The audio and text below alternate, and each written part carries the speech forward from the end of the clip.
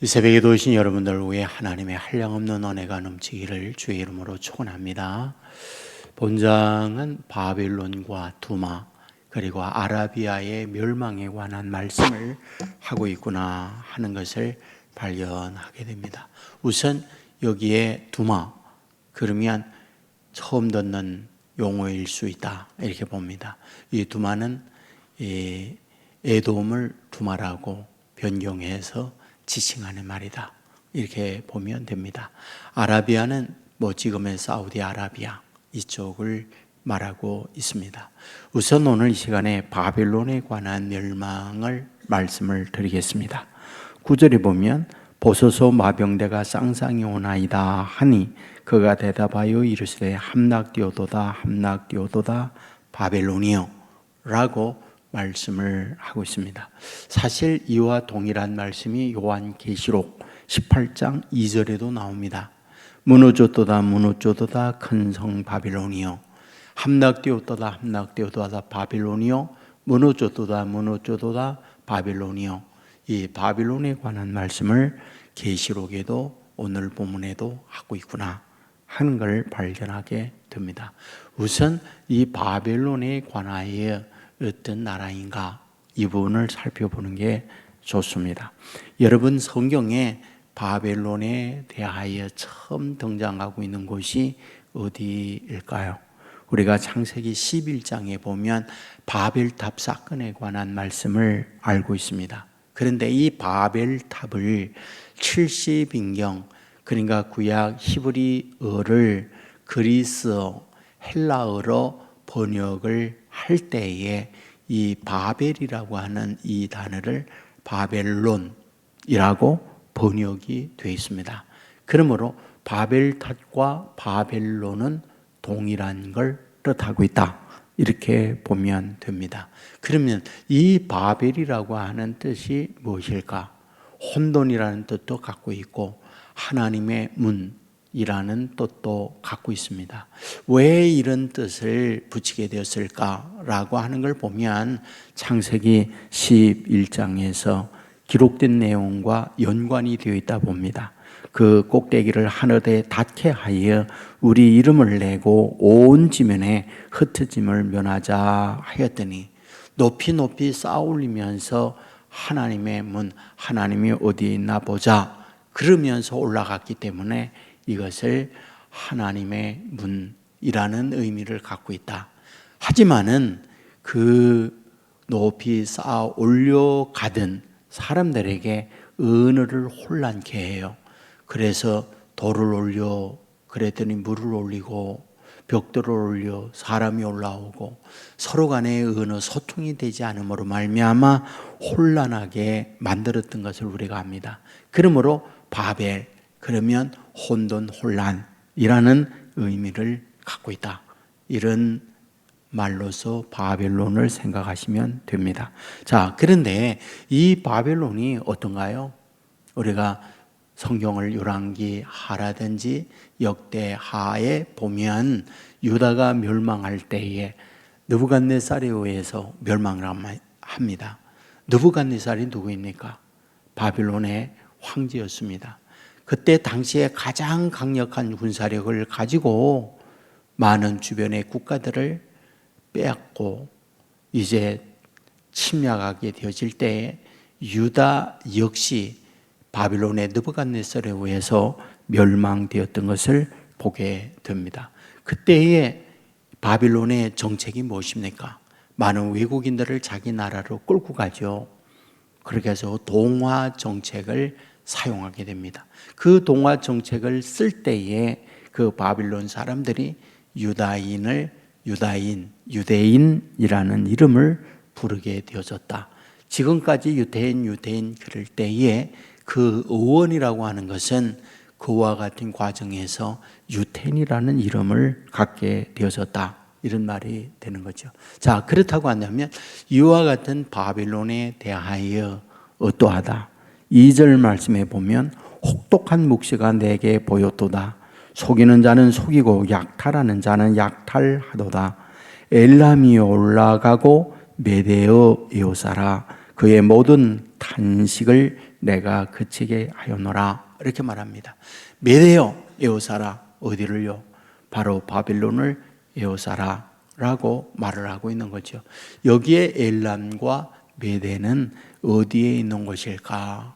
우리가 창세기 10장 2절에 보면 야벳의 아들은 고멜과 마국과 마대와 야완과 두발과 메섹과 다라스요 라고 되어 있습니다. 여러분에게 늘상 말했지만은 당신은 사람 이름이고 사람이 살면 동네 이름도 된다 라는 말씀을 계속 했잖아요. 그리하여 이스라엘 백성이 출애굽을 하고 가나안을 정착했을 때 그 후손들, 예를 들어서 유다인들이 땅을 차지했을 때에는 유다인들이 차지한 그 땅 이름도 유다 땅이 되어졌다라고 하는 부분을 계속해서 했잖아요. 그런데 이 노아의 아들 가운데 야벳이 있잖아요. 그 야벳의 아들들의 이름이 쭉 나와요. 고멜이요, 마고기요, 마대요 라고 되어 있고, 그 뒤에 보면 여기에 마대와 여기에 메대, 이건 같은 이름이에요. 그러니까 야벳의 아들 가운데에 마대가 있는데 그들이 거주하고 있는 땅, 그리고 그들의 후손을 마대라고 되어 있는데 이 마대가 메대였다. 그러면 이 메대는 어디였을까? 어디였을까? 이것을 우리가 지금의 이란이 있잖아요. 그러니까 바벨론하고, 지금 바벨론은 이라크입니다. 이 이라크하고 이란은 붙어 있어요. 그래서 국경을 맞대고 있습니다. 그 동쪽에 있는 이란, 그 길을 메대라고 말을 하고, 파사, 성경은 파사라고 그러잖아요. 페르시아, 여기 같은 이름을 쓰고 있어요. 그런데 이 메대가 바사, 페르시아에 의해서 고레스에서 통합이 되어지죠. 그리고 난 이후에 바빌론이 이 메대, 파사, 곧 페르시아에 의해서 멸망을 당합니다. 바로 이 부분에 대한 예언을 여기서 하고 있다. 바빌론이 패망을 당하고 있다. 그 패망 당하는데 어떠냐? 10절에 보면 내가 짓밟은 너여, 내가 타작한 너여, 내가 이스라엘의 하나님 만군의 여호와께 들은 대로 너에게 전하였노라 라고 되어 있습니다. 짓밟힘을 당하는 거예요. 패망을 당하는 거예요. 바로 어디가? 바빌론이 이와 같은 결과를 낳고 있다는 부분을 말씀을 하고 있습니다. 그렇다면 이 본문을 통하여 우리에게 주는 교훈이 무엇일까? 바빌론, 그러면 당대의 바빌론만큼 강대한 국가는 존재하지 않았습니다. 그러니까 만세반석에 세운 어떤 초롱성과 같은 국가가 바빌론이었습니다. 그런데 그런 바빌론이 어떠하다? 패망당하고 있다. 멸망당하고 있다. 이 부분을 오늘 본문에서 말씀하고 있다. 그렇다면 이 본문을 통하여 우리에게 주는 것이 무엇입니까? 세상에 영원한 건 존재하지 않는다. 이걸 말하고 있는 거죠. 아무리 강하고 아무리 능력 있고 아무리 힘 있는 존재라 할지라도 절대 영원하지 않다. 반드시 패망하고 멸망하는 그런 것이 이 세상의 모든 유한한 것이라는 걸 알려주고 있는 거예요. 여러분, 역사일에 보면 제국이라고 하는 나라들이 있잖아요. 그러니까 왕국이 강성하여 다른 나라를 빼앗아 여러 나라를 다스리게 될 때에 제국이 되잖아요. 페르시아도 제국이었고, 바빌론도 제국이었고, 로마도 제국이었고, 우리가 최근에는 소비에트 연방 그럴 때에 소련이 주변에 엄청난 나라들을 빼앗고 통치했잖아요. 그게 소비에트 연방이라고 해서 제국이잖아요. 그 지금에 와서 로마와 같은 나라, 팍스 아메리카라고 해서 미국이 자신의 나라를 중심하여 여러 나라에 옛날처럼 빼앗아 통치하지는 않지만은 그 제국으로 경찰 국가로서 지내고 있잖아요. 여러분, 문제는 무엇입니까? 이 땅 위에 있는 건 영원하지 않다. 우리가 개인도 그렇습니다. 태어나서 모든 능력을 가지고 경제적 부를 이루고 세상의 권력을 휘어잡는다 할지라도 영원하지 않다는 것을 본문은 우리에게 말씀하고 있다, 이런 말입니다. 여러분, 어거스틴이라고 하는 우리 신학의 유명한 교부가 있어요. 근데 그가 예수님을 만나고 난 이후에 로마가 당시에 제국이었습니다. 근데 그 제국이었던 로마가 저 북방 아래한 제국, 아리안 사람들에 의해서 침략을 받고 망하는 모습을 보아요. 그때에 그는 하나님을 믿고 하나님 안에서 살아가는 이 나라가 어떻게 이렇게 망할 수 있느냐라고 하면서 큰 고민에 빠집니다. 그 고민을 하면서 쓴 책이 있는데 그게 하나님의 도성이라고 하는 책이에요. 그 하나님의 도성에서 어거스틴이 뭘 말하고 있느냐, 결국 세상의 그 어떤 나라들은 다 유한하고 하나님의 나라만이 영원하다, 이 부분을 거기에서 말하고 있는 것을 발견하게 됩니다. 오늘 저와 여러분 개인들도 다 마찬가지입니다. 그러므로 유한한 존재인 걸 알고 영원한 하나님 나라의 소망을 두고 살아가야 할 것을 다시금 오늘 본문을 통하여 우리에게 주는 교훈이다. 하나님 나라의 영원성, 믿음을 가지고 하나님의 통치, 하나님의 다스림을 바라보면서 살아가는 거죠. 잊지 마세요. 여러분, 우리가 지금 현재의 기독교의 전례는 어디로부터 이루어집니까? 조선 말기에 이루어져요. 조선 말기에 조선이 망해요. 일본의 식민지하 36년 동안의 고통을 겪어요. 그러지만 그때의 신앙인들은 꿋꿋하게 지켰어요.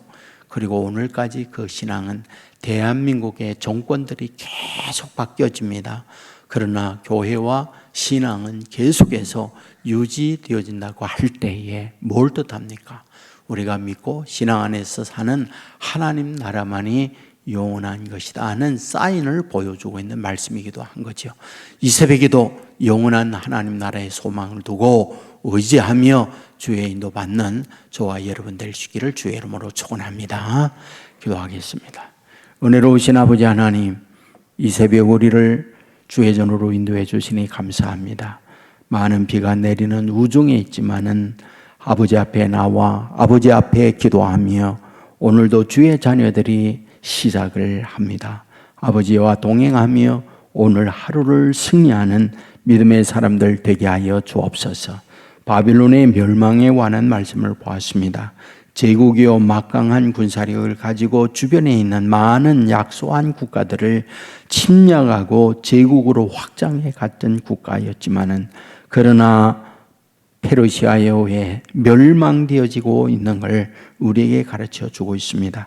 주여, 원하없는 것은 이 땅의 모든 것들이 유한하다는 사실을 잊지 않게 하여 주옵소서. 하나님 나라만이 영원한 하나님의 세계라는 걸 알고 하나님의 영원성을 바라보며 믿음으로 그 나라에 나아가는 자녀들 되게 하여 주옵소서.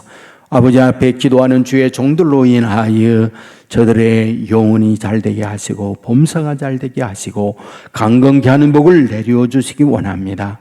약한 이들 강하게 해주시고 이 땅 위에 살면서 신령한 눈이 열려 하나님의 세계를 보게 하시고 영의 귀가 열려 하나님의 음성과 하나님의 세계를 듣는 자녀들 되게 하여 주옵소서. 아버지 하나님이여, 기도하는 주의 종들로 인하여 우리의 온 세계 교회가 살아있는 교회, 성령의 충만한 교회, 하나님의 역사가 있는 교회가 되게 하여 주옵소서. 기도하는 자 응답이 있는 제단이 되게 하여 주옵소서. 타락하고 멸망하는 세상 우리 믿음의 사람들로 인하여 구원을 이루게 하여 주시옵소서. 세계 곳곳에 전쟁과 기근으로 말미암아 탄식하며 아파하는 이들이 많이 있습니다. 불쌍히 여겨 주옵소서. 구원의 은혜를 허락하여 주옵소서. 저 북한 땅 아버지 하나님이여, 공산 정권이 무너져 내리게 하시고 복음의 씨앗이 뿌려져서 다시금 무너진 교회가 세워지는 은혜를 허락하여 주옵소서. 아버지, 오늘도 주님과 함께 어디에 있든 주의 자녀들을 보호하고 지켜주실 줄 믿고 예수님 거룩하신 이름으로 기도드리옵나이다. 아멘.